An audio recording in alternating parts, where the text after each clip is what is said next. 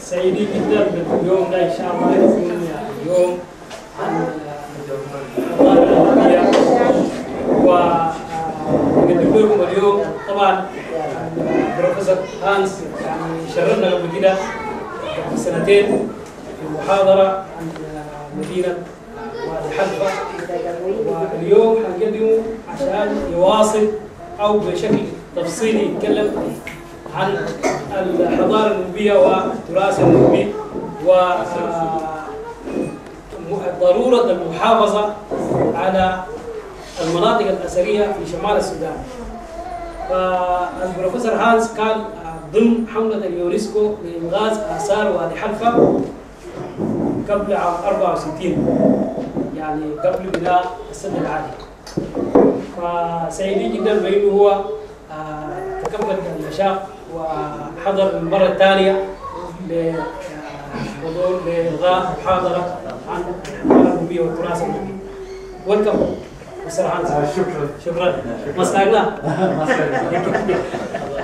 مسكاغرو.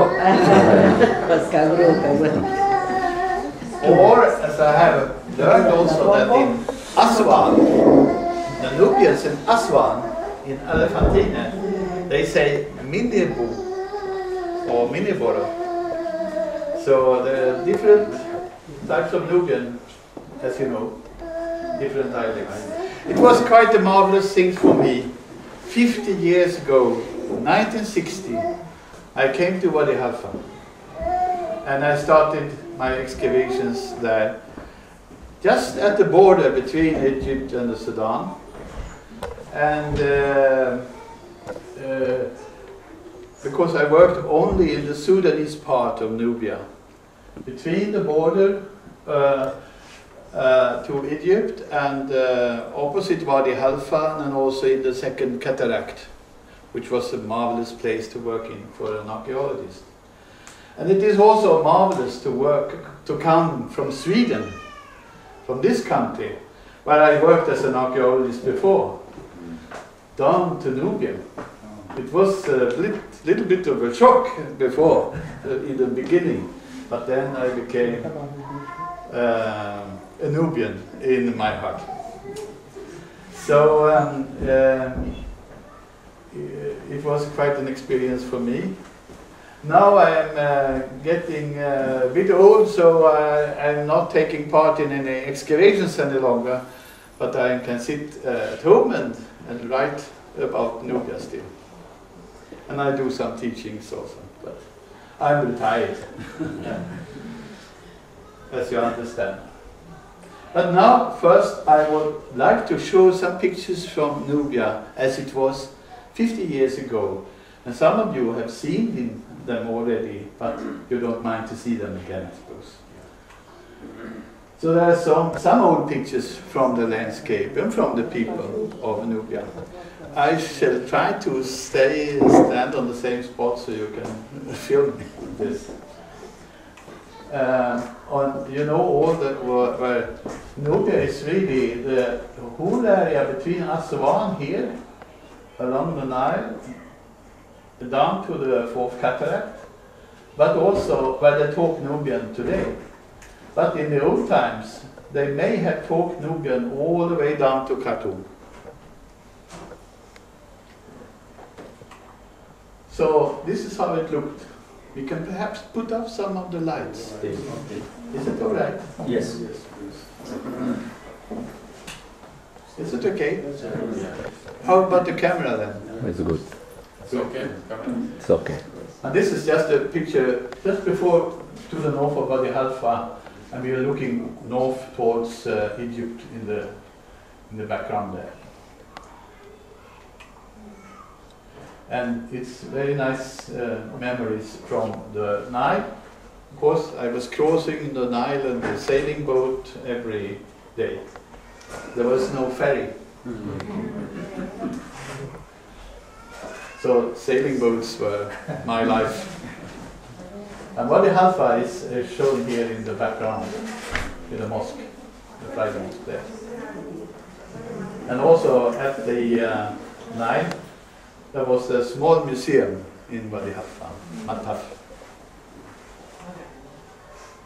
And also this is opposite Wadi Halfa, showing the mountain side and also the date palms.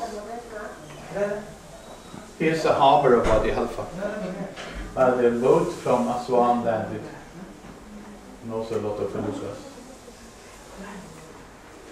And here's the boat. They're going back and forth every week between Aswan and Wadi Halfa. Here's a. Do you know what this is? Not the young people. Sake. Escalade.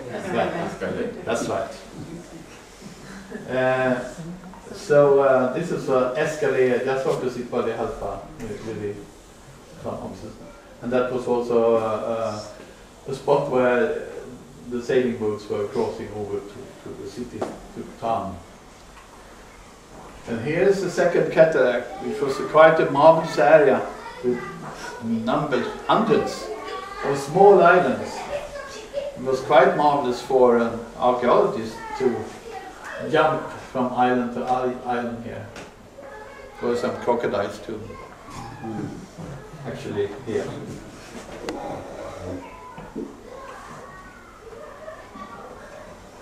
So this landscape does not exist any longer because it's flooded by the highland, the Sadr Valley. And here's the rock of Abusir, which I think the top of it is still showing above the water, but of course the water is just like that high. 60 meters it came up. And here's, in the middle of the second cataract, there's a rapid for the main channel of the Nile. And this rapid had a name even. It was called Kabuka. And up here on the island, I found a fishing camp that was about 6,000 years old. So they had been fishing here for a long time back. Of course, the cataract also existed already then. Here's some of my workmen. It is Thursday afternoon, so they are going home for a Friday. So they were eager to take the first boat. And here's to the south of the second cataract, in the area that is called Batn al-Hayar. And it is really higher. A lot of sand dunes and a lot of cliffs and rocks. If you see here also there is a man on a donkey there. So this is looking towards the west bank, and here I am on the east bank. This is of course a marvelous area also to investigate. And you can imagine an archaeologist can always think, what is beneath that sand dune? And we have no chance to excavate it. So you asked me if anything was left, and of course many things are left because they were beneath these sand dunes simply. So we couldn't get them away because we didn't have any machinery. We have workmen that lifted the sand away, but no machinery. And here's a house in Batn al-Hayar village of Saras, where I lived, in this house, for some times also. And also, this was at the time when they were moving away from the villages in 64, 65, before the water started to come. So the houses were marked also for the resettlement. But that was a sad thing to see the resettlement too, because many of the oldest people, of course, they were not so happy.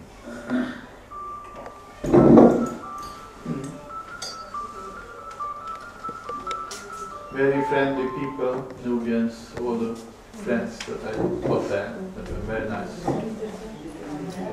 This is a picture from Eid al-Fitr in Wadi Halfa in 1961. Very nice. Some harvest in the winter time of 1960. Boatman working with this little ship. An old Omda of the village of Bargin.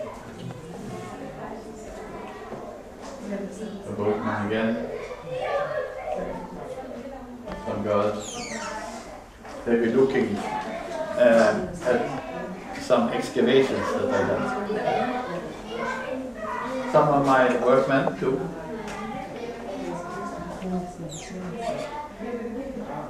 You see here, somebody is playing on the flute. But that was my recorder. He got it as a gift. Because he could play much better than I did.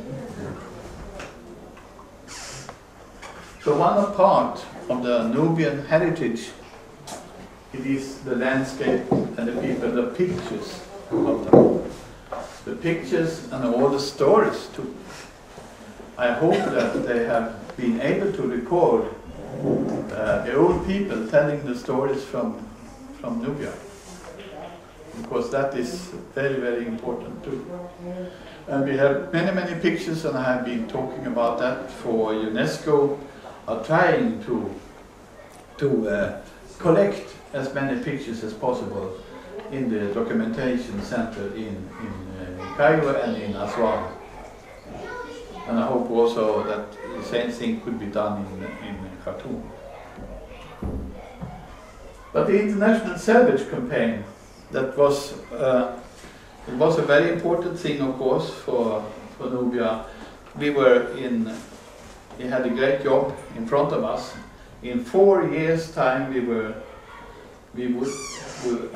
should investigate a lot of sites, try to simply discover them too, and also to move temples and things like that. And you know that in the National Museum in Khartoum there are temples from Nubia. They were moved from here. And also you know about the Abu Simbel, of course, that was very spectacular when they lifted it up 60 meters. And of course the temples of Abu Simbel, the two temples that were built in around 1250 BC by Pharaoh Ramses II. Well, he didn't build them themselves. There's a lot of people doing that.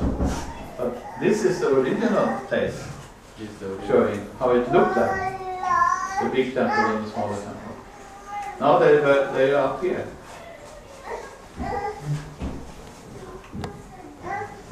So I was part of a UNESCO mission, assisting the Antiquity Service of the Sudan. Of course that was very important. We were free people. And we had a documentation center in a small museum in Wadi Halfa. We had photographs taken of the Nile Valley in Nubia, where we worked and so on. And we were out in the field, of course, all the time, excavating. There was no free time. There was just job. That was very nice. I was not married then. I had no family. This is my colleague Bill Adams. We were living out in the villages too. There was no electricity, but we had these nice Petromax lamps. They worked very well. And here's Adam's wife. He was married to Janetti. They are Americans and live in Kentucky. And here's a little son, Edward, who is now a sort of very famous guru in computer games, traveling around in America. And here's some young chap that you may not recognize at all, but he's standing here in front of you. This is you. Here's my workman. We lifted the sand, as I said, with goofas. Only?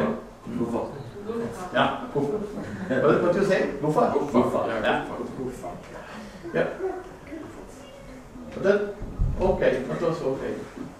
They were singing a lot when they did that. I like that. Here's one of the workmen.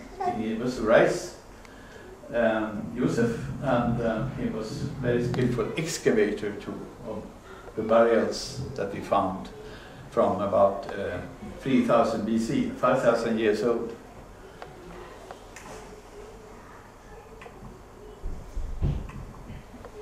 So there was a culture that I became very especially interested in, that's called the Nubian A group. And it is the first culture in Lower Nubia which, where they lived permanently in villages, and they had cemeteries and things like that. So they had also many connections to the south and to the north, and also out in the deserts. I will show you later that the desert at that time was not so dry as it is today. It was more, one could move around in it better. So the Nubian A group, they had a lot of cemeteries that were excavated with a lot of finds. You can see the burial here. It's a skeleton simply of a woman with the grinding stones and things like that, and pottery of different kinds. And these pots can be also put together into wood pots. It was completely undisturbed and so on. This is a man, very well preserved and so on, with a sort of leather cap on the head, and also a feather of ostrich feathers as sort of thing that you use for this. Yeah, yeah, exactly. What's called in Habab. Habab. Good. And so beautiful pottery, as you see, and also some copper implements that are the oldest ones in the Nile Valley. The copper comes probably from Sinai, and was imported to Nubia. This is a very, very old spoon tool here. It's made of ivory from an elephant. So the Nubian A group had its core area here around the Wadi Halfa area in the second cataract, but a lot of connections out in the desert and so on. That at that time was more habitable and nicer to live in. One can move about in the Red Sea hills and also to the west here. There was also a big expedition from the Scandinavian countries here, working here for 4 seasons, 4 years, and from Denmark, Finland, Norway and Sweden. And they were living in a house in Beira, to the north of Wadi Halfa. One of the participants of the expedition for a few weeks, a whole month as a matter of fact, was then Princess Margrethe of Denmark. She is now the Queen of Denmark. But she was there working as an archaeologist, as all the others. And the boss of this is my professor and mentor, Torgny Cederberg. He's not among us any longer, but he was a world-famous Egyptologist. He could read all the texts and so on. So the collections founded by the Scandinavian Joint Expedition, about 1/3 of it is in Khartoum, at the National Museum in Khartoum. They have a very representative collection. So in the Scandinavian countries, in Uppsala, in Bergen, in Helsinki, and in Copenhagen, we have Nubian finds, Nubian collections. And they are some kind of ambassadors for Nubia. I will many times talk to Hassan Hussein, who is the general director of the Antiquities in Khartoum, and a good friend. And he said, I asked him, do you want the stuff back? And he said, no, they should be, it's a gift. And you never return a gift, do you? And they will be taken care of by you, and they are also ambassadors for Nubia, in a way. But of course, if Sudan, in the future, would like to have these connections back, they should have it back.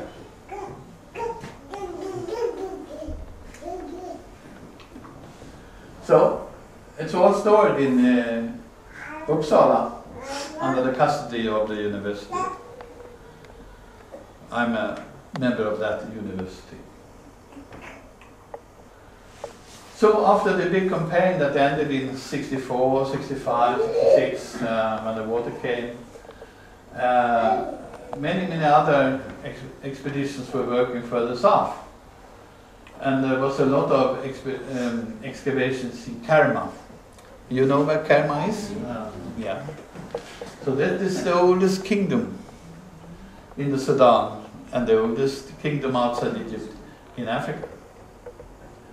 So, and it flourished between 2500 and 1500 BC. That is roughly 4,000 years ago.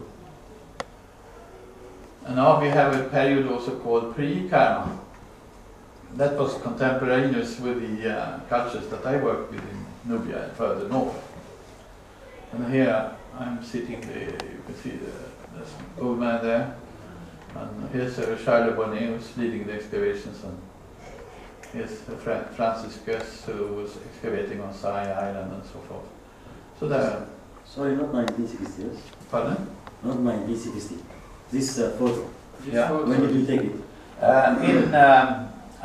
It was taken by my student in 1999. 1990? 99, yes. 1999. Yeah. It was my dear friend Francis. He died a few years later, fortunately. This is Louis Schex, who is Professor of Zoology, also working in Kerma. But of course, Kerma is famous for this tafufa, it's called. It's also a Nubian word, isn't it? And it's a kind of temple, and probably a sun temple, too. So Charles Bonnet was showing us around. It came there. And here's a reconstruction of the whole town surrounded this tafufa that is there, the temple. And here's a reception hall by the king. Of course, the king, he lived here. This was his residence town. And he had his administration here. And a lot of workmen, a lot of craftsmen were working here too, making a lot of things, different things. So it was quite a marvelous pottery they made, and they saw exhibited in the museum in Khartoum. There is also a museum in Kerma. Is any one of you coming from the Dongala here? No? No Dongala? No Dongala. Okay. And the marvelous thing is also that the Kerma culture was sort of based on cattle. There was a lot of cattle offered big in the ceremonies surrounding the burials here. Hundreds and thousands of cattle skulls lying here. Another one is the Sai Island. I call it a jewel in the Nubian archaeology and history. It's a quite a marvelous island, about 14 kilometers long. It's like Lidingö, I say to people in the Stockholm area. It's just as large as Lidingö. And it's located there to the north of the third cataract. And it's full of things from the Paleolithic times back 100,000 years back. We have found people living here 100,000 years back. And they're also taking part in excavations there roughly 10 years ago. Quite a marvelous thing. It's still there, of course, not flooded yet. And it's the village of Abri is there, and the third cataract is to the south of this. And it's a beautiful view from the house. That is where the archaeologists can live. There's a French mission working there still. And this is just before the sunrise. And here's the sunrise. And the ground is just littered by different things. Perhaps you don't see, you just see some stones, do you?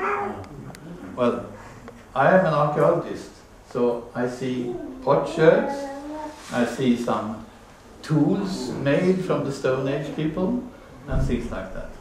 I just walk, and I look, and I see them. But you need to have some fantasy, and you need to have some training. And here's another thing. It's a small child buried. It's about 15 to 3,500 years ago. A child buried on a bed, because you can see here some holes from the poles from the bed, but the bed itself is disappeared. So the child is lying on the bed, on the angarib, small angarib, and below, under the angarib, there were finds, nice finds, little amulet and other things.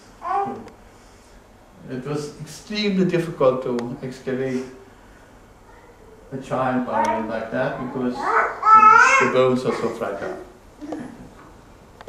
And we are trying to be careful too, because after all their burials, they should be left in peace afterwards, if it's possible.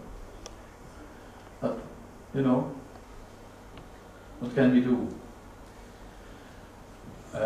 If we don't excavate the burials, we don't know anything.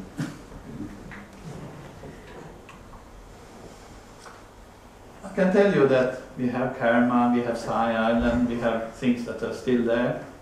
Now, we have Jabal Barkal at Nori, which is a World Heritage. We have Meroe Island, you know what I mean with Meroe Island. It's the town of Meroe, the old ancient town of Meroe, Musabarat and Naga. It's going to be a World Heritage, I suppose. I've been taking part in some pushing for that. And here's the pyramids at Meroe. It's something that is very Sudanese. It's with its own language, Meroitic language, and entirely different culture from Egypt. But of course, you talk about influences, that's another thing. But it is original. So the conclusion that I would like to make is that when I came down to Nubia 50 years ago, they told me, or it was written in the books that I had, that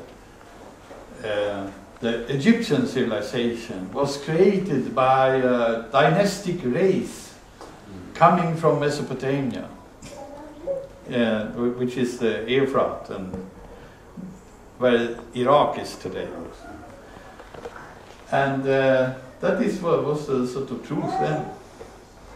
And because they didn't believe these people that were writing these books at that time, that Egyptians could build the pyramids and things like that. And now we have turned this completely. The roots of the Nile civilizations, including Egypt and the Sudan and Nubia, it's in the desert. It's in the desert. And so that is the sort of key to the understanding of the different cultures that we have today. We have I want to talk about the climate model.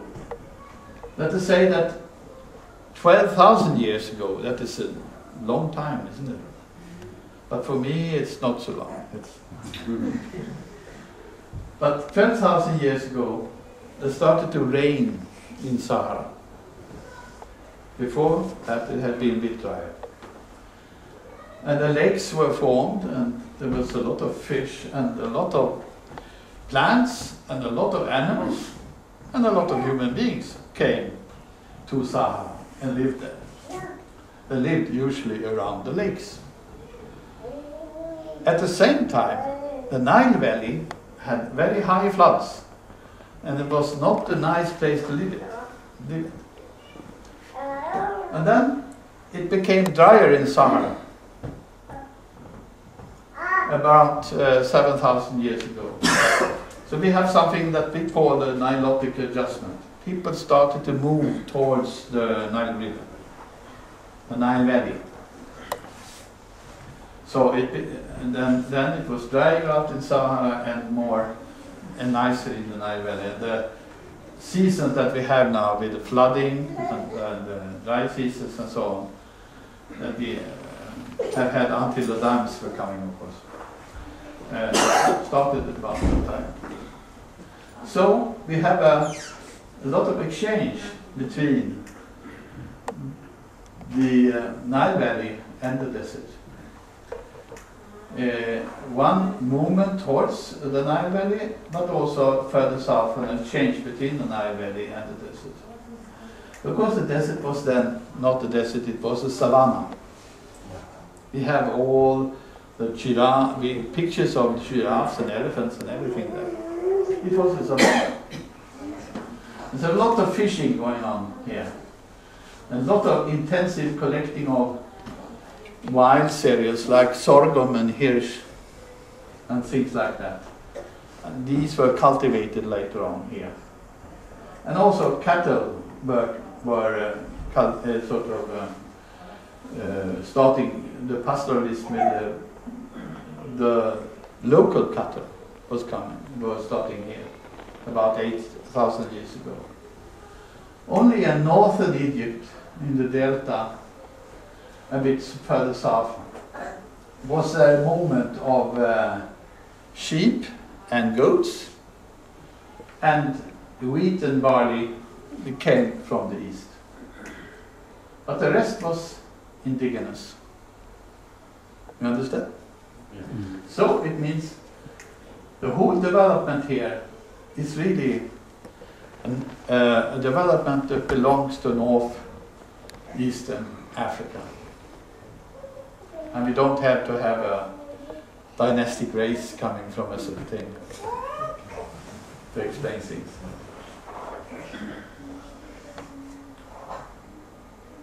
And this picture also shows, you see the Nile Valley here, Delta, Egypt, Nubia here. 6,000 BC, that's 8,000 years ago, there were a lot of settlements outside in the savanna, in the desert. And then 4,000 BC, 6,000 years ago, there was a lot of settlements along the Nile instead, and very much fewer in the desert. So that is the picture that we have today. And why do we know this? Yes, we know this because we find this kind of pottery spread all over the Sahara, from Morocco over to the Red Sea. And this kind of pottery is really a marker of these settlements out in the desert. It was first discovered at the Khartoum hospital during the war, when they were excavating a trench to have some air guns because they were waiting for some aircraft coming from Ethiopia. They never came, I think, but they were waiting. They were sitting there, and then one of them was an archaeologist. He was starting to poke at the walls of the pit where he was sitting, and he found this kind of pottery. That's why it's called. Well,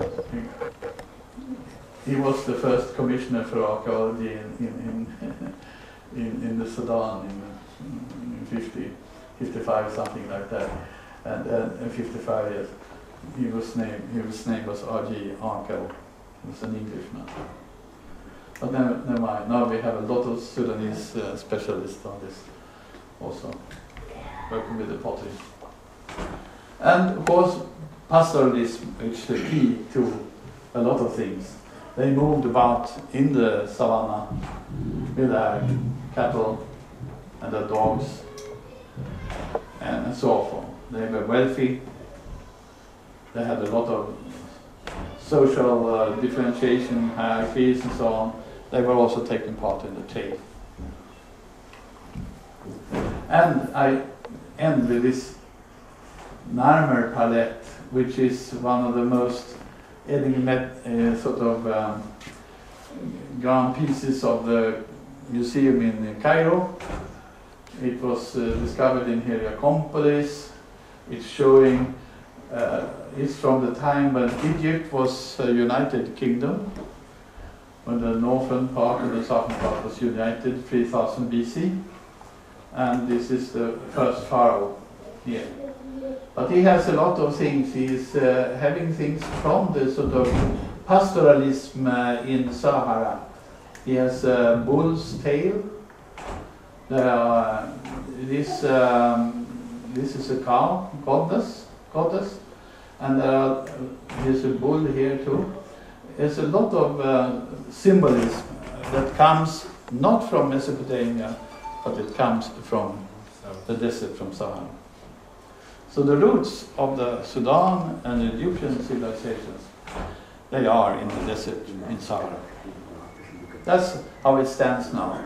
Perhaps 50 years from now, there will be another chap, not looking like me, but perhaps saying that, oh, that Nordström, he was just talking a lot of crap. Because now we have another different idea about things. That is archaeology, you see. It is always changing. For the time moment, this is the truth.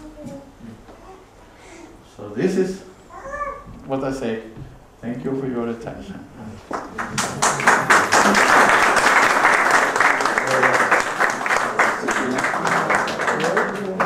Now, perhaps I just say a few words about things that are of concern for us, and that is the dam projects. You know that implemented now is the lower dam at Aswan, the Sadalali, the high dam at Aswan, that closed the river in 1964, and Havdan, the Meru dam, that was implemented now in some years ago, a few years ago. That has flooded quite a long bit of the Nile too, up to Abu Hamid. But land are also dams. You see some names here. And we don't know about this. I am saying, as an archaeologist, I say, I am from Sweden. I'm not going to tell the Sudanese people if they should build dams or not. Because you have to decide that for yourself. But I can always say that dams are flooding areas, and the areas will never come back again. And these areas that are under threat are so extremely rich in antiquities and other things. So it is a great pity. One has to be planning this with great care. And you see some dams here. Here's Aswan, high dam at Aswan with a big lake.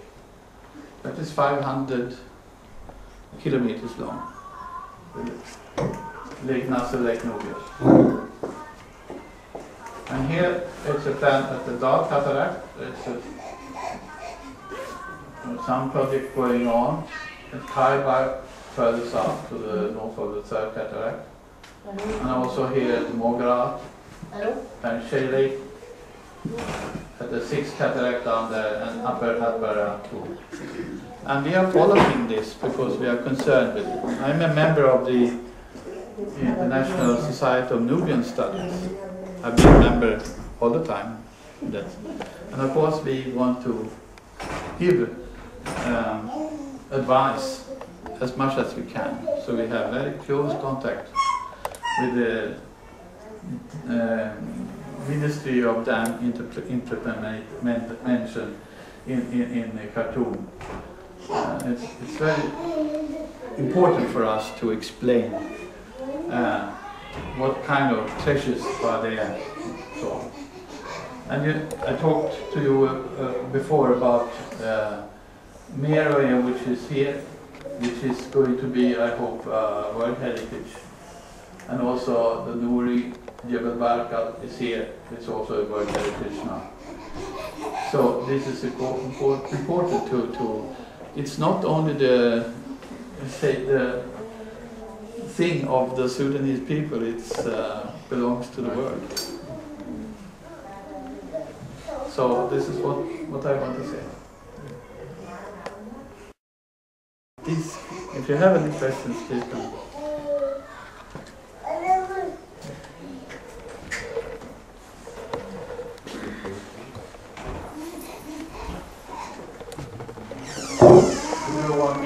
I just want you to show you that Abar Atbara, the dam of Abar Atbara. Well, I've heard about it already. Yes, I don't know where it is. Upper, somewhere there. Now it is under construction. Is Not it? planned, yes. Yeah. Ah. It's going to finish during 1 year. Yeah. Oh. Is it close to the border or is it I think it's closer. Yeah. there, Yes, somewhere there? exactly. Yeah. Okay. I didn't know where to place it exactly. I have no information. But the Meroe Dam is there. Yeah. And it's flooded upriver, 200 kilometers. And of course, I know I have been working in Osai Island, and I worked south of the Second Cataract, and with so many things. And of course, what they are also concerned about is we got the gold mining going on. Yeah. That is not good, because if they're excavating everything, because that can destroy a lot of stuff, destroy a lot of information. Yeah.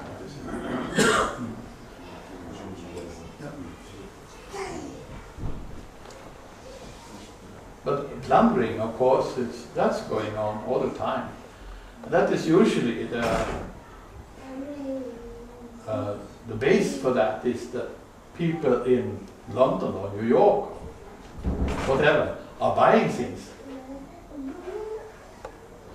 and pay a lot of money for pots and other things.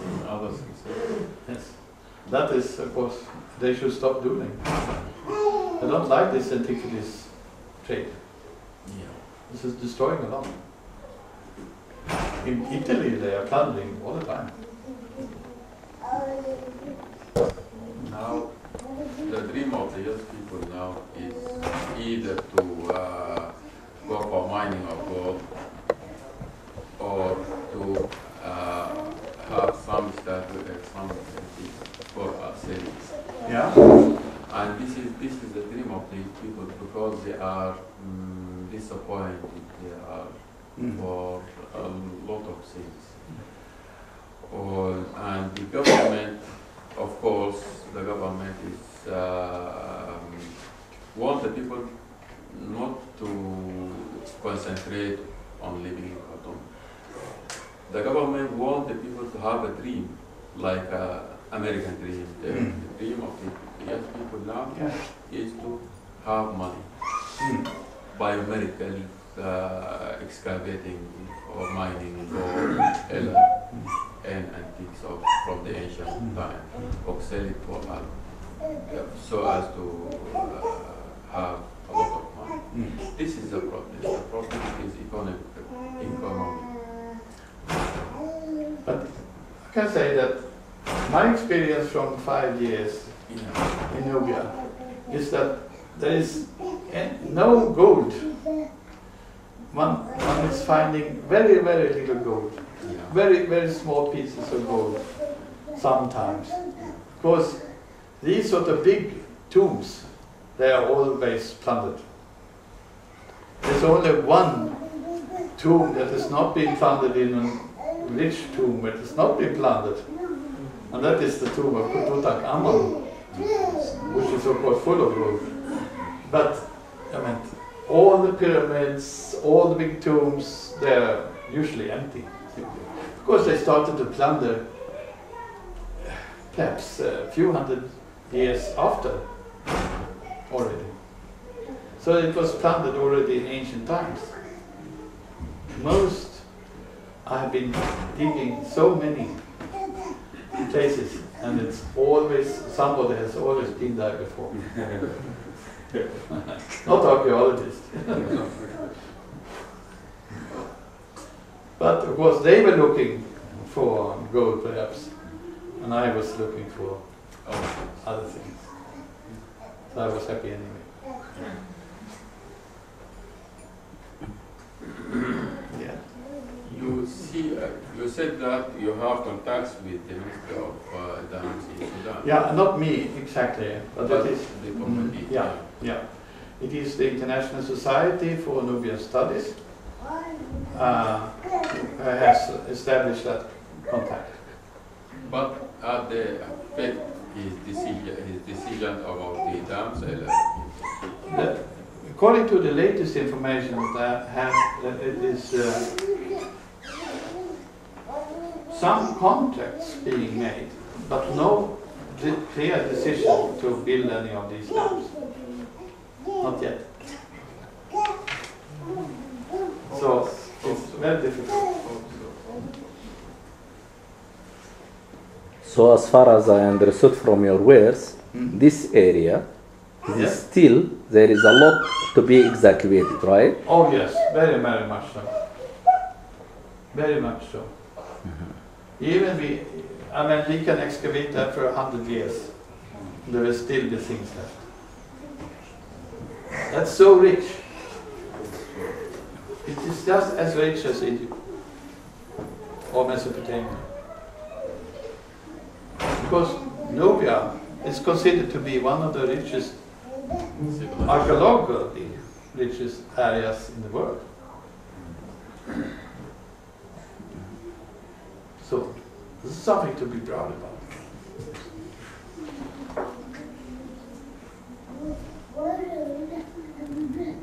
So, And I can tell you that when you go to the south of Khartoum, along the White Nile and of course the Blue Nile, it's not so much done then. Very little, I say.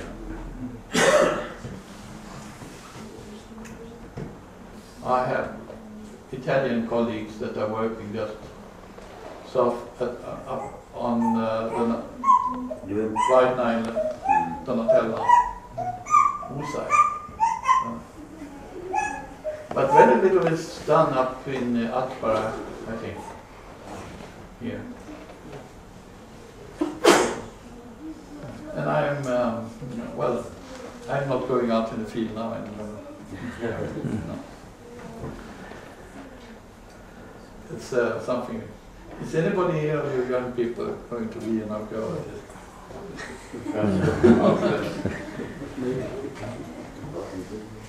I was not asking Ahmed because he's too. okay, do you send any students to that area right now? Or Yes. from Uppsala? Please go. there is a university Khartoum, there is a university Karima.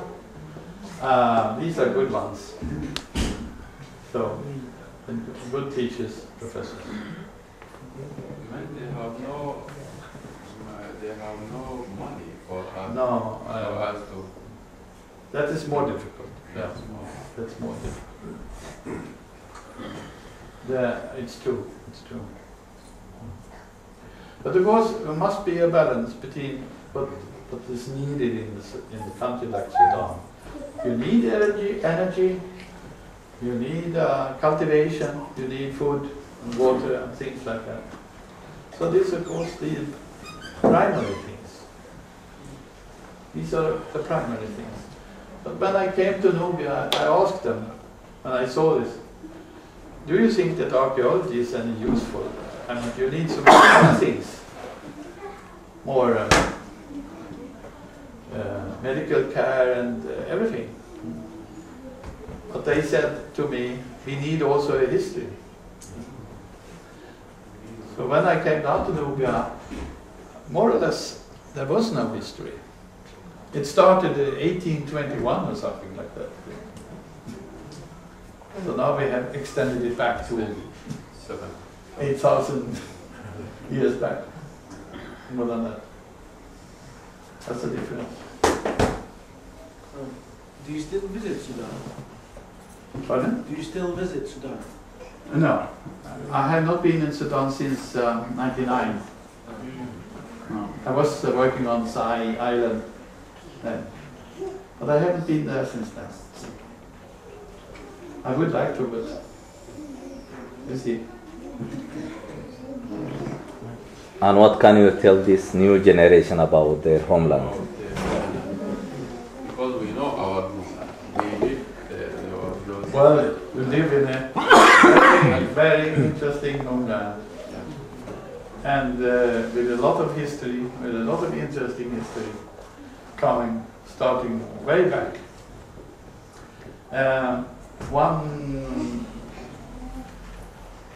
Many things started even in the Sudan. It was probably one of the places in the world where they made pottery for the first time, for instance. And pottery is a kind of specialist for me. But there is so much history, thrilling history, also Islamic history to work with.